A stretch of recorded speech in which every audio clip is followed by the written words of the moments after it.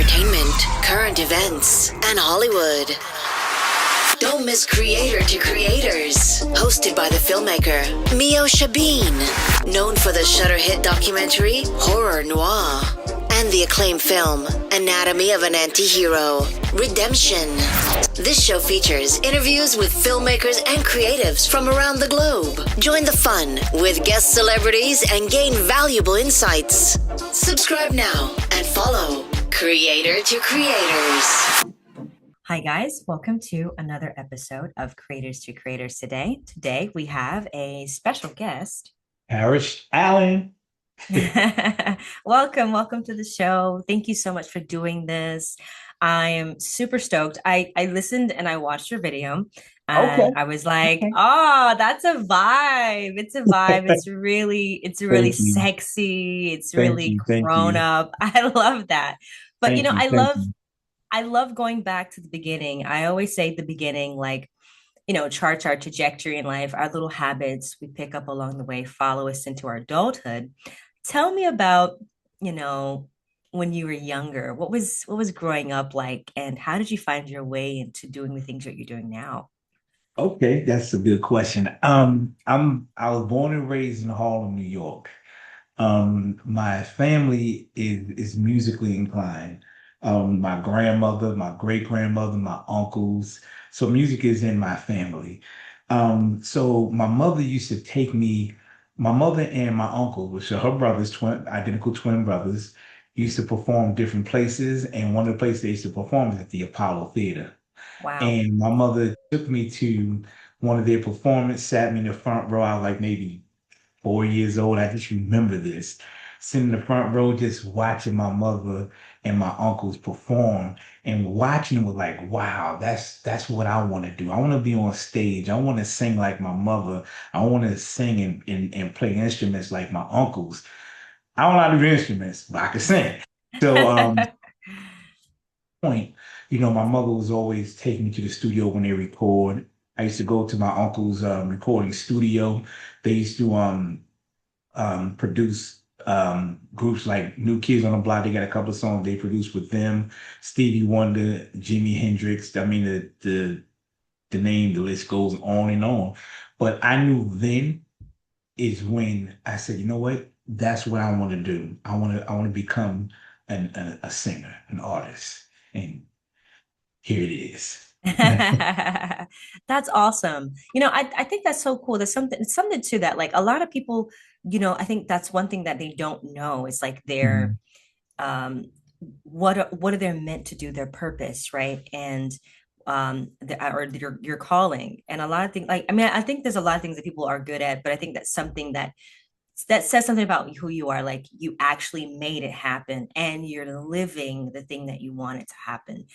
Does that take I don't know, a personality that is not swayed by other people's opinions about what you do? Like, how did you stay on that journey of like, okay, this is what I need to do. This is my calling. This is my purpose. And I don't care what people think. I'm just going to do it. Okay. I'm glad you asked that too. I think great question. Thank you. When I was a teenager, I was in a singing group. This is in Harlem. We used to walk around singing on the terrace, singing on the train station, just trying to, get people to put a couple of dollars in our little hats, because back then that's what we used to do. But as I got a little bit older, out the maybe 20 years old, 21, my ex got pregnant. So I had to put music on hold and I had to raise my children. So being I had to raise my children, I said, you know what? I got to put music on hold. I have to raise my children. And once they're at a point where I can start music again, I'll start. So that's really my story as far as, the beginning of how it stopped, the beginning of where it stopped, if that makes any sense. So that's Yeah. that. I mean, I'm sure that was like, I don't know what that felt like for you. Did it feel like, I mean, obviously you have it's like, I got a responsibility. This comes first. And of course, there's always going to be that pull for the music world behind Right. you. Yes, Did yes. did you feel like yeah, I guess when you came back, were you doing like when you had those like moments to yourself, even though you were doing, being a father, like to write something or lyrically, did you have those pocket moments to be creative? Actually, I did. I could tell you a long story, but make it short. There was a period of time where my sons were about maybe 8 years old, 9 years old. I tried getting back into the music scene again. So at the time, I moved here to Phoenix, Arizona. And for me to start the music again, I would have to go back home to New York. So I went back to New York, but I also had to find a job because I still had to provide for my children. So I said, let me try one more time with the music. Flew back to New York, tried to get a job working with the corrections, New York City Corrections. They weren't hiring, so I tried for the police department. They weren't hiring at the time. So I just started writing music. And my uncles put me on, I can't remember the producer's name, but he was the same producer who produced some of Kim, what's her name? Keisha Cole. Keisha I Cole's love, first. yeah, Keisha. So there was a song, there was a couple of tracks that he gave. I wish I could remember that producer's name, but he gave me a couple of tracks. He said, if you could write some songs to these tracks, I could put you on. So there was a song on Keisha Cole's first album named titled Superstar. And I wrote lyrics for that song, but I didn't get a chance to turn it in because right when I was at that point, getting ready to get back into the music again, my ex calls me up and said, hey, look, you need to come back out here to Arizona to help me raise these two kids that have twins. Because this is hard for me. I can't do it no more. And my uncle Parrish, you better not leave. You have an opportunity to make it. Don't leave. You got an opportunity. And I said, I can't do it. I have to take care of my children. So I had to fly back to Arizona, raise my kids. And that was the part where I got back into it, but was taken out again. So I figured, God was saying, it's not your time yet, Parrish. This is not it.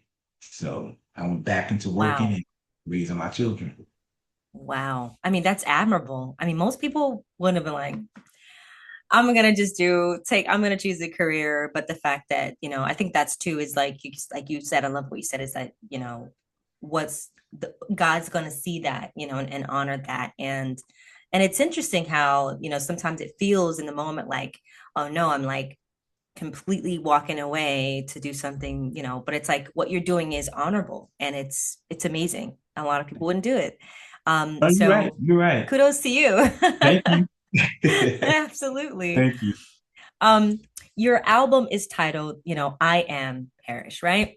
What part of yourself did you feel most, I don't know, compelled to finally introduce to the world to this particular project? Like what did you feel making this album?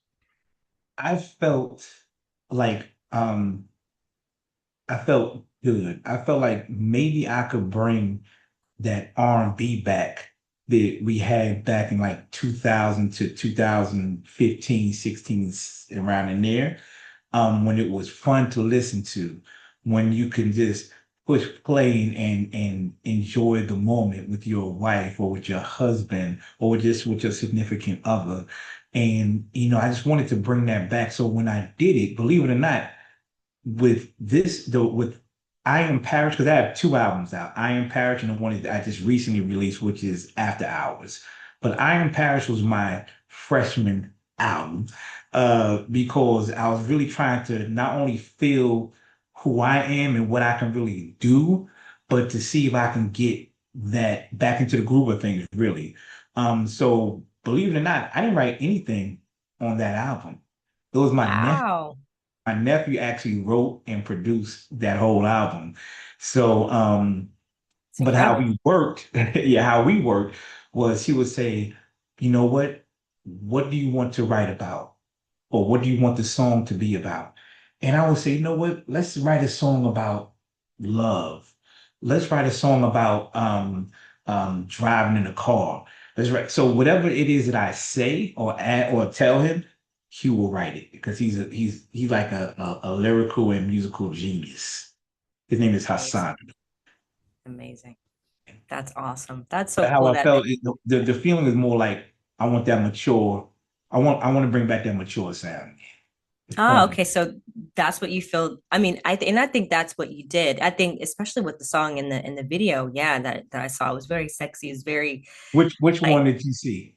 it was they said it was all red, and it was the ladies dancing in the room, and you're like you walk in and you're following this lady up to the staircase, and you're just it's very Yeah, like old school, but yeah, like where but R&B new. was, yeah, but Right. new. But It's an yeah, old school but with a exactly. new feeling type of thing. It's funny that is Lay Your Head Back. And that Yes. song is actually on my second album Okay. after. Now, the funny thing is that lady that I was walking or chasing throughout that house, that's my wife. I figured that. I was like, that has to be his wife. I was That like, is, the chemistry is there. that's my wife. And my wife is actually in all my music videos except for one. She only Wow. missing out on one of the videos, but yes, with Lay Your Head Back, that song and that video, I asked my nephew just to create whatever you come up with, I'll do it, and that's what he came up with. I love that. Nice. That song Mm. is that's my song right there. Along with a bunch of other songs. I have a lot of songs that I feel even if it wasn't me did Right. the singing, the song, the songs. It's That's a so it's a vibe. It's for sure a vibe.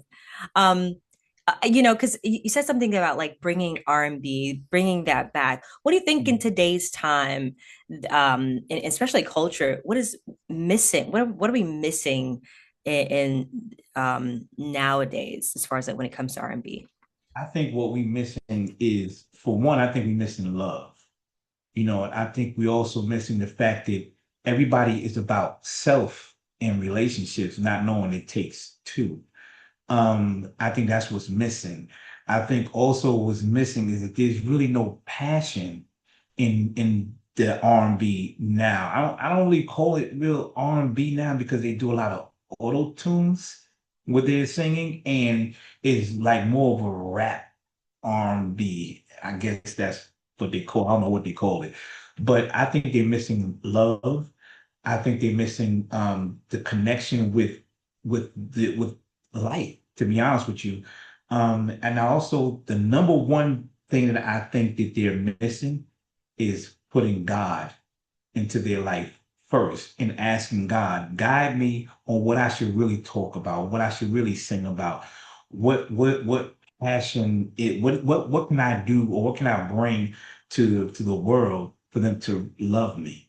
And I think they're missing that. It's like they don't have that guidance anymore. So they're missing the love. The love is the number one thing. Love and compassion and just not just being about themselves, just being about, you know, love, just being about, one another. And I think that's what's missing in the R&B now. But then again, they're pretty young now. I'm not young. So the youngsters don't really understand it.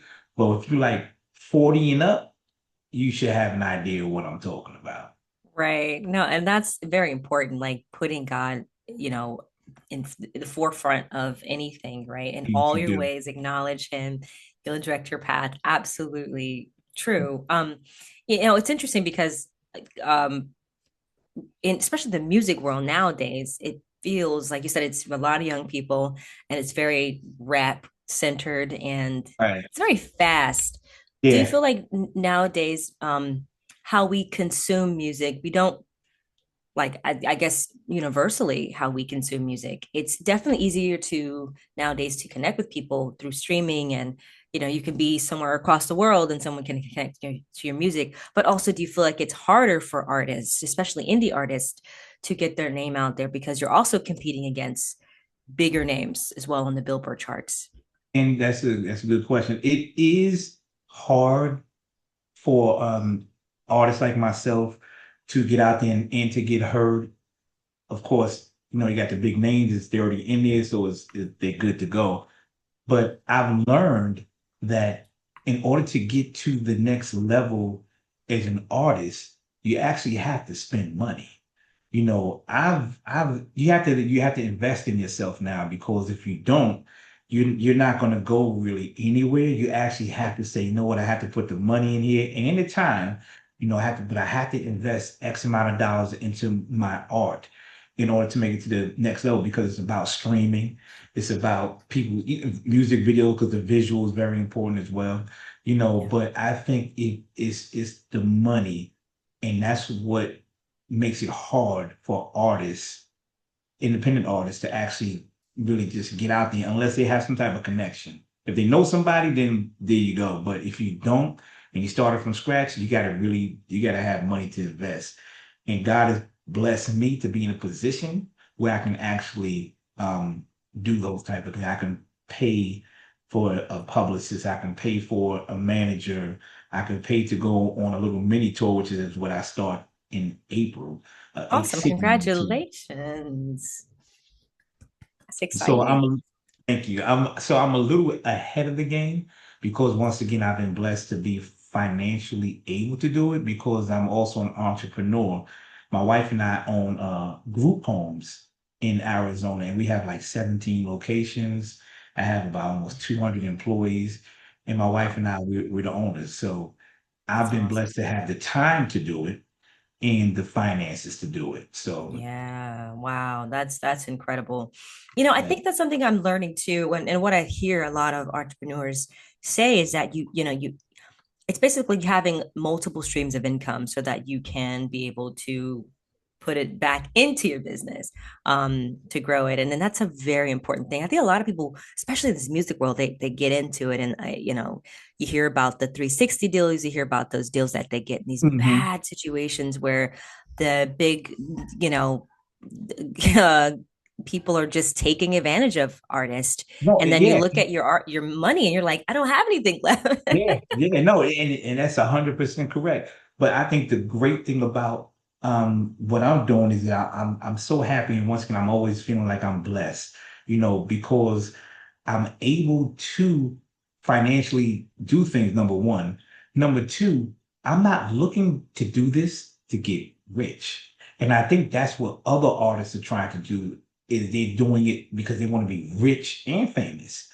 I just want to do it because this was a passion of mine when I was younger, and I had to stop to raise my children. So now I'm in a position where I can actually, hey, you know what? I can actually do what I wanted to do when I was younger. So here I am. And so it's very important to understand it is if you're in it to become rich, you might want to kind of back up a little bit because it's not going to happen like that. But if you're in it because that's what you love to do and you're passionate about it, I feel that you're going to be successful. Even if you're not a famous person, the success is how you make it. You don't have to be famous to be successful. But I'm really doing because That I love part. it, and I'm not looking for a record deal. I'm Mm. actually looking to perform places to have fun. And if God blesses me to go to the next level with a distribution deal, then let's go. But I'm not looking for Absolutely. looking because it's a passion of mine. I love that. I love that. You're having a good time. And I can definitely tell, I can definitely see that and feel that with your music. Bed connects deeply with listeners. What what personal experiences shaped that song? And what emotions were you hoping people would feel when they hear it? Well, bed, I'm in my office. I got to reject that. Hold on. Bed is one of my favorite songs. Nice. 'Cause it's saying, hey, you know what? Once again, it's about love, right? Number one. And it's about trying to, I can't think of a word right now, but it's almost like it's almost trying to go back to what can I do to get you in this bed? Take you out to dinner, uh, go to the park, go to whatever it is you want to do. What can I do to get you in this bed?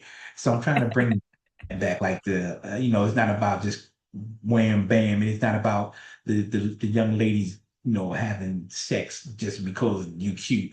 Let's go back to that. What can I do to get you in this bed? Oh, baby, pull me closer. It's like, just it's like what it's like I'm begging. What? What can I do? Tell I love but that's that. what it is. Just I love trying to that. get I love that's your passion favorite back. song. Yeah. And I think that's a beautiful thing.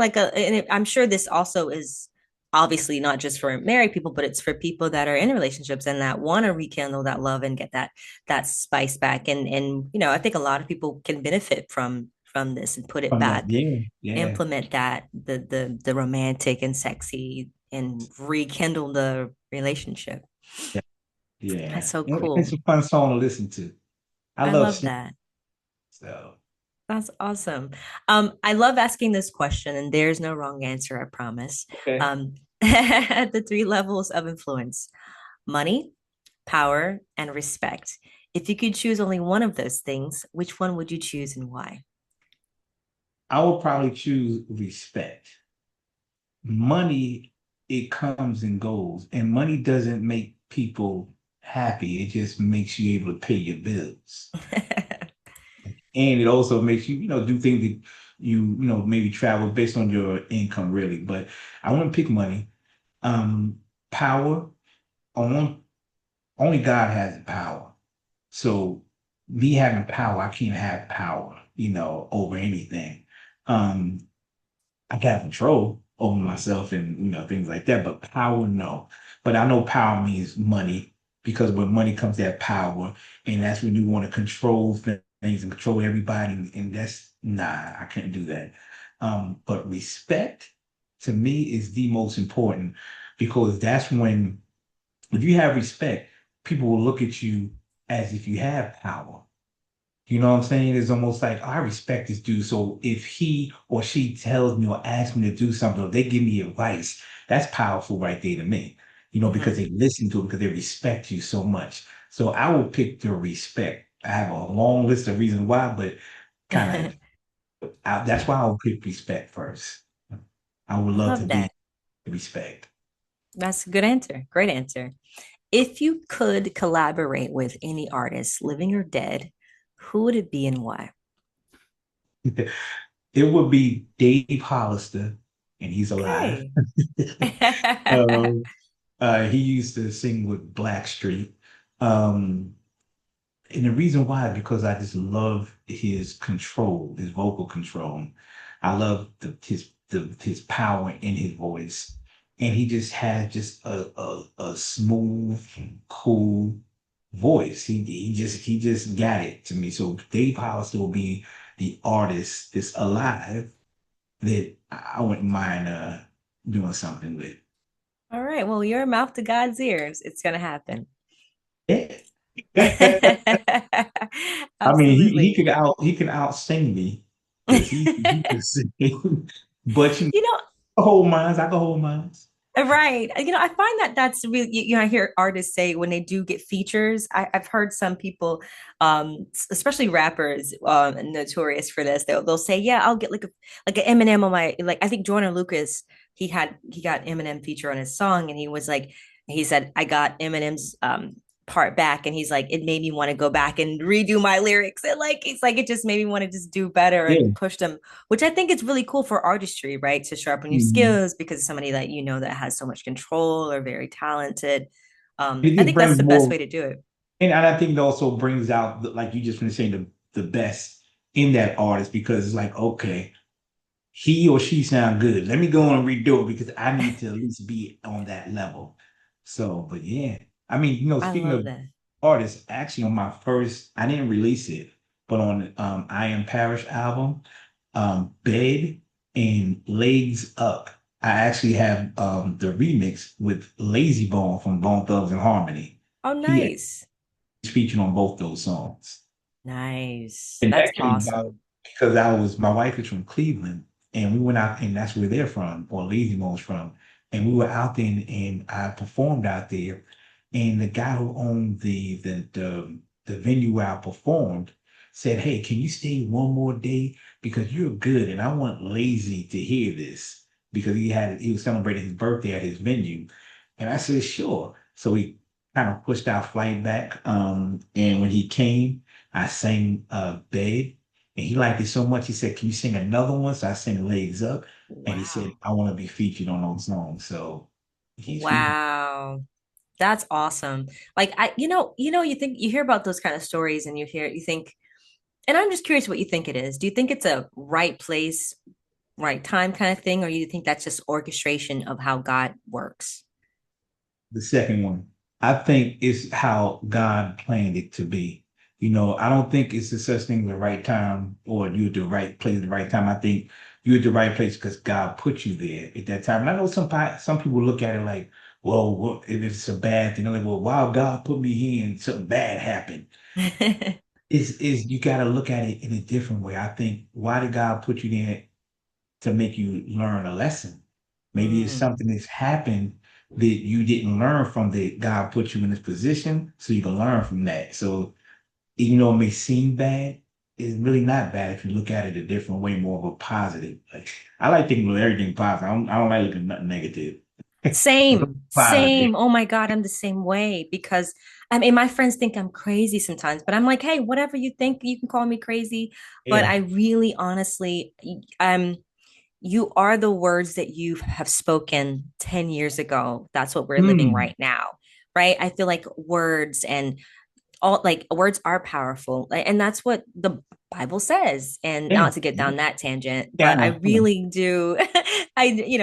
Coming from a Christian background myself, I didn't really take it seriously when I was younger, but when I got older, I started implementing all these things. I'm just like, oh my gosh, I Right. am living what I've said 10 Right. years ago. That's insane, but it's true. And you don't So, understand it when you're younger, but the older you get, the more you understand. So, but yeah. Yeah. yeah, it's so cool. You've spoken about standards in relationships. How do those values show up in your songwriting and in your real life connections? Actually, with my real life, my wife and I, we've been together. It'll be 10 years, 19, Awesome. 3 days. February 22nd, it'll be 10 years of us being together. And we actually met on Plenty of Fish. It's a dating website. I've heard of it. But how it is the fact that I went through a lot of things in my life, in my past relationship, that wasn't so great. And so has she. And we've learned from those past relationships that we didn't bring it into this relationship. So with this relationship, it's about so much we have so much love for each other, so much respect for one another that is crazy. It makes our friends sick, and it makes our kids sick too. Like, oh my gosh, you're always kissing, you're always holding hands. And here it is 10 years later, and we're still doing it as if we only been together for 6 months. But I think that's what plays a role in 90% of the songs. The other 10% is just club stuff. So but 90% of the songs is because of the love that I have for my wife. So I would say, hey, to my nephew, hey, this is what I want this song to be about. He'd be the creative writer, and we just go from there. But it's I the love that. yeah. That's beautiful. And congratulations. That's a 10 years, that's what they say. That's like a really good thing. Like now you're getting there. You passed Yeah. like the hard part. That's the hard part. The thing is, out of the 10 years we were together, there was only one time that we got into a disagreement. We've never argued in 10 years. We just got into a Wow. disagreement. And a lot of our disagreements, believe it or not, has nothing to do with our relationship. It has something to do with our business because we're business partners at this company. And so she might think something should happen. I think, no, it should happen this way. So our disagreements will be work related. And then when we do disagree, it's work related. It's never escalated. It's just like, no, I don't think it should. It's like those type of things. But God has really blessed me with a beautiful, phenomenal life. I So. love that. That's beautiful. Being on the mission to become the first major male R&B artist out of Arizona, what obstacles have you faced and what keeps you pushing forward? Um, Obstacles that I face here in Arizona is the fact that I have to say it, I love everyone, but I've noticed in Arizona, there's not a big support system, Mm, especially for R&B artists. For rappers, it's there, but rappers is all over the place. But when it comes to R&B artists here in Arizona, it's not that much of a strong support system for them. That's one of the obstacles. The other ones is the fact that no one is really looking at Arizona, meaning like no big name industry names or big name artists that I think that Arizonians face. Once again, I've been blessed and I'm not facing those real obstacles only because once again I'm able to financially put myself in a certain area that it's hard for other artists to get to and sometimes won't even get to. So, but that's the obstacle though. And I think not a strong support system out here for the artists to help push them. That's really interesting. I love Arizona too. Oh my God, I think they have the best like hiking spots Oh yeah, there. they do. Don't Um, hike during the summertime. yeah. Um, what and I'm curious, like, you know, do you feel like as an artist, do you feel like that you talked about support? And it's interesting. Do you feel like people come around once you put something out? And like how some people like they're like so supportive, and then when things kind of you don't have anything out or anything to post, then you don't hear anything. But as soon as you put something out, everybody wants to like it's like That's that that's a silent good one. you know what I You mean? know Like me, I know support. exactly what you mean. I They'll know watch your exactly. stuff, but they don't buy your music. It blows my mind. Yes, It I go through that now. Actually, it makes me nervous. It makes me wonder, do they like me? Because they're not saying nothing, but I know they're watching. But yeah. it's very hard. It's very nerve-wracking too, because you're right. When I first started, no one was really listening to me, until I can't remember exactly how and when. But something happened. Oh, just recently, matter of fact, because I brought Ray J and Bobby V out here to Phoenix, and Ah. Ray J's birthday, and everybody knew Ray J's the streaming guy. He's old stuff, so I just knew that would pull in people. So I said, you know what? Let me go ahead and bring Bobby and Ray J out here, and for me to be seen. So I used them so people could see me, if Right. that makes sense. So put Absolutely. them out here. And once I did that, that's when I noticed my numbers started going up. Isn't that something? Oh man, I remember how but yet now it's almost like they treat me like I'm some star.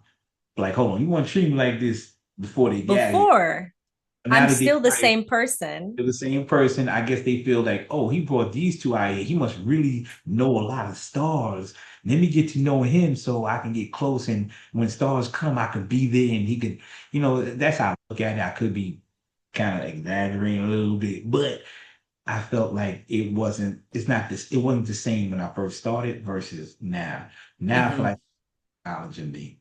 Now I see that, oh, he's really serious. This guy Yeah.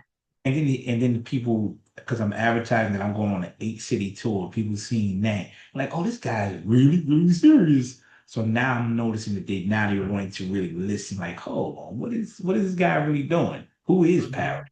Hmm. Yeah, that's how this business goes, unfortunately. But hey, you're doing it, and you have the talent, and you have the music, and the resume to get this stuff out, and it is working. So kudos to you. Um, what advice would you give to someone out there that's trying to get into this music world and just not really sure how to do it? The advice that I give to someone who's trying to get in is the first thing to do, I will always say, is pray. Ask God, is this really what I'm supposed to be doing? Is this really what you want me to do, God? You have to ask, what is my purpose if you do allow me to make it into the industry or just out there, period. But I think the first thing they should do is always pray and don't be in such a rush to become famous. You know, build up your craft, build up your portfolio. Um, have money, have money, but build up your portfolio, but always do it slowly, carefully, and always pray with every single move that you make. So that's the advice that I'll probably give to artists trying to start and go out there. Just make sure you're praying. Make sure that you're being patient, because we definitely gotta be patient. Make sure that you have good quality music that people really want to hear, and try Mhm. to stand apart from everyone else. Don't try to sound like um 2 Chainz or T.I., whoever, whoever. Just try to sound different. If you idolize, which you shouldn't idolize anybody, but if Right. that's what you look up to, then learn from that, but mix it in with your own sound. Yeah. So I guess that's It's great. probably the advice. Great advice. Great advice. Really quick. It's crazy how 30 minutes goes by so fast. Where The can people snack. find you? I know, all right. I'm like, no, I'm having a good time. Um, where can people find you on social media to follow everything you have going on? Okay, social media. So Instagram is Parrish Allen Official. That's my Instagram. Facebook, which we're still building that up, but that's Parrish Allen. TikTok, Parrish Allen Official. And on YouTube, it's The Real Parrish Allen. All right. All right. Thank you so much. It was a pleasure having you on. Thank you so much for sharing your journey with us. Come back anytime. Thank And you for inviting me. I definitely appreciate you. awesome. Awesome. And thank you all for listening. And always remember to live, love, laugh. We'll see you guys next time. Bye See you next time. Bye. bye.